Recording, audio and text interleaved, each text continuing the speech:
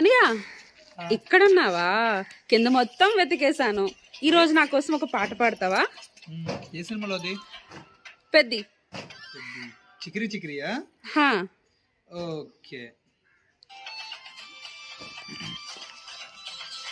ఆ ముక్కుపై పెట్టే కోపం తొక్కేసావే, ముక్కే రంధ్రం సింతాకులా ఉందే పాదం, సిర్రాకులే నడిచే వాటం.